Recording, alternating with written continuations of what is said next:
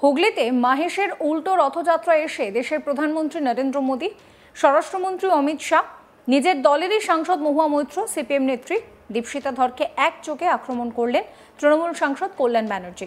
তিনি বলেন যে দেশের সর্বাধিক শারীরিক নির্যাতনের মামলা দেশের রাজধানী দিল্লি এবং উত্তরপ্রদেশে হয়। তখন সেখানে প্রধানমন্ত্রী মোদী, অমিত শাহ, যোগীরা কি করেন? তিনি বলেন যে পেহেলগাম কাণ্ড এবং তার আগে এবং পরে দেশে এত লোকের মৃত্যু হয়েছে সেটা প্রধানমন্ত্রী নরেন্দ্র মোদীর পাপের জন্য হচ্ছে। তিনি নিজের দলেরই সাংসদ মহুয়া মৈত্রের তুলনা সিপিএম নেত্রী দীপশিতা ধরের সঙ্গে করে বলেন, এই যে দুই মহিলা নেত্রী তার বিরুদ্ধে কুপ্রচারের প্রতিযোগিতা চালাচ্ছেন। তিনি সিপিএমকে শারীরিক নির্যাতনের উত্তরসূরি বলেও কটাক্ষ করেন। কি বলছেন কল্যাণ ব্যানার্জি, শুনুন। আমি শুনছিলাম যে দীপশিতা ধর নাকি বড় বড় কথা বলছে আমার বিরুদ্ধে। তা বলুন ম্যাডাম, কোনো অসুবিধা নেই ম্যাডাম, হেরে গেছেন,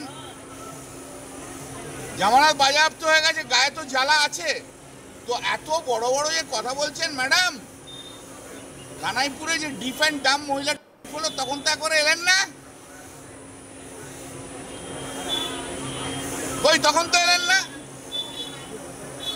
আপনার একটা রাগ আছে আমি জানি আমার, আর এটাকে পাপিয়া অধিকারী না কে আছে না, কিছু হলো না, ওর এখন ফ্রাস্ট্রেশন চলছে।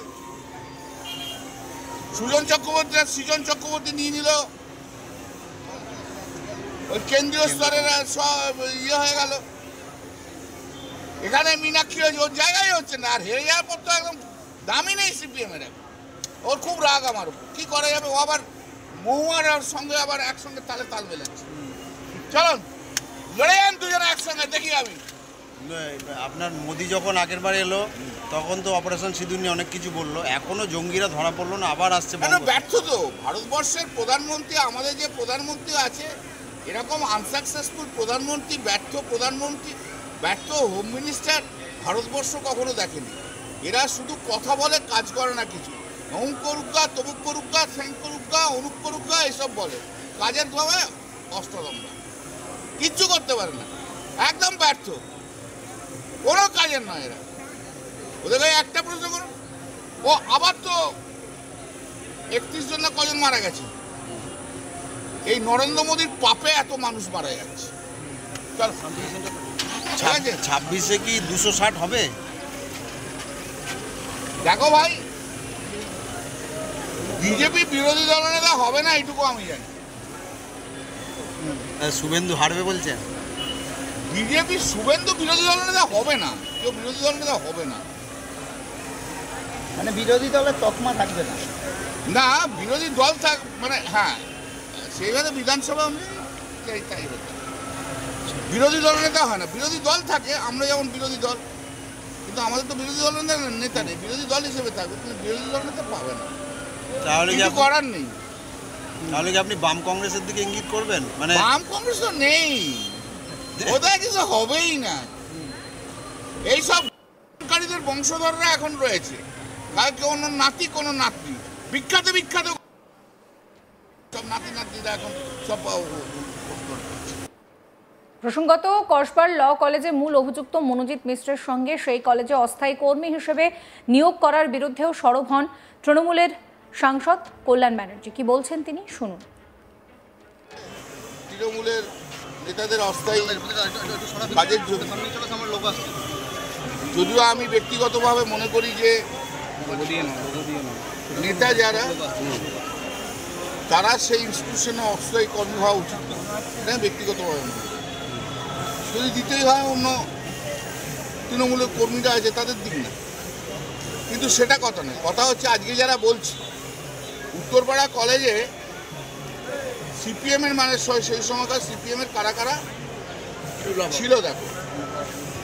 1 নম্বর হচ্ছে রূপক কর, ঠিক আছে, ও কলেজের স্থায়ী কর্মচারী হয়ে গেল, সিপিএমের জামানা, সিপিএমের নেতা। প্রকাশ পাল, সেও কলেজের স্থায়ী কর্মচারী হয়ে গেল, সিপিএম করতো। তারপর হচ্ছে পৃথ্বীশ ভট্টাচার্য, সিপিএমের বড় নেতা, সেও উত্তরপাড়া কলেজে চাকরি পেয়ে গেল। তারপরে যে প্রশান্ত পান, সেও সিপিএম এর বড় নেতা, সেও ওখানে উত্তরপাড়া কলেজে চাকরি পেয়ে গেল।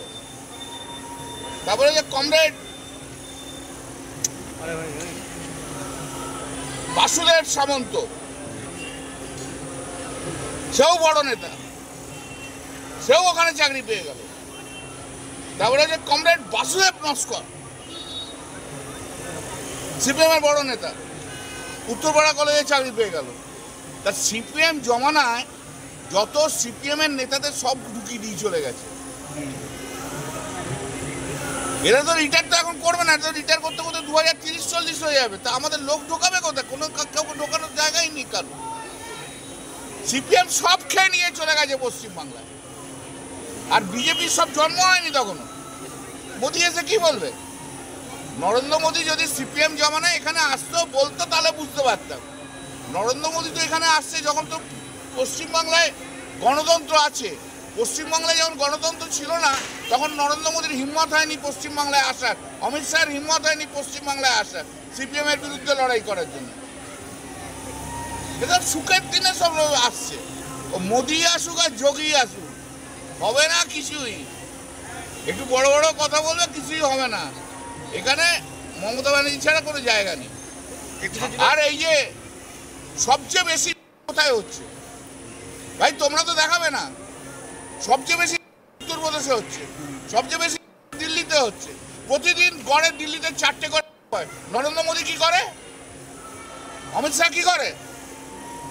ডেলি উত্তরপ্রদেশে 3-4টে। হুগলিতে মাহেশের উল্টো রথযাত্রায় এসে দেশের প্রধানমন্ত্রী, স্বরাষ্ট্রমন্ত্রী অমিত শাহ এবং মহুয়া মৈত্র সহ সিপিএম নেত্রী দীপশিতা ধরকে একযোগে আক্রমণ করলেন কল্যাণ ব্যানার্জি। তিনি বলেন যে দেশের সর্বাধিক শারীরিক নির্যাতনের মামলা দেশের রাজধানী দিল্লি, উত্তরপ্রদেশে যখন হয় সেখানে নরেন্দ্র মোদী, অমিত শাহ, যোগীরা কি করেন?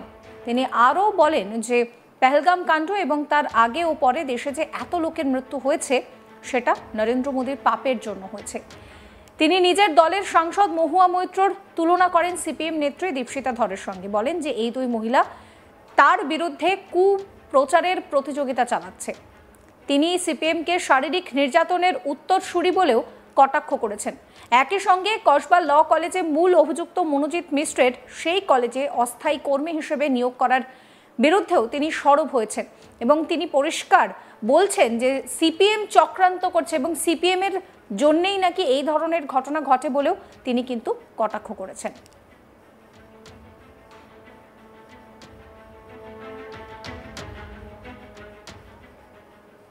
সমস্ত খবরের আপডেটের জন্য আপনাদের নজর থাকুক আজ তাক বাংলায়। চ্যানেলটিকে সাবস্ক্রাইব করবেন, নোটিফিকেশন পেতে বেল আইকনে ক্লিক করবেন, ফলো করতে ভুলবেন না আজ তাক বাংলার হোয়াটসঅ্যাপ চ্যানেলও।